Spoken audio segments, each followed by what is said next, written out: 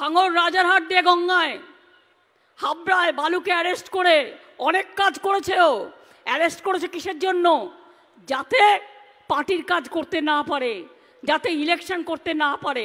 আর সেই সুযোগে CPM, Congress, BJP একসাথে বেরিয়ে পড়েছে রাস্তায়, রোজ মিছিল করছে আর সবাইকে চোর চোর বলছে।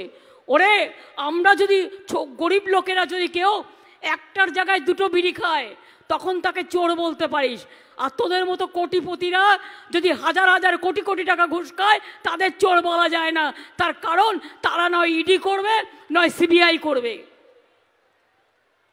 আগেও অনেক গভর্নমেন্ট ছিল, কোনোদিন এই জিনিস হয়নি।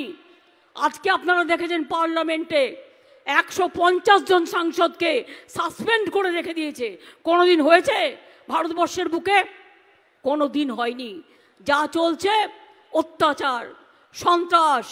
আপনারা দেখেছেন সংখ্যালঘুদের ওপর, খ্রিস্টানদের ওপর, দলিতদের ওপর, তপশিলীদের ওপর, আদিবাসীদের ওপর সারা ভারতবর্ষে কি অত্যাচার চালাচ্ছে।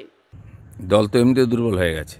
যত চোর ডাকাত নিয়ে যদি আপনি রাজনীতি করেন, মানুষ সুযোগ পেলেই ছুঁড়ে ফেলে দেবে। উনি যতই বাঁচাবার চেষ্টা করুন, বাঁচাতে পারবেন না, এবং বাকিগুলোও ভেতরে যাবে যারা একদিন লুটপাট করেছে।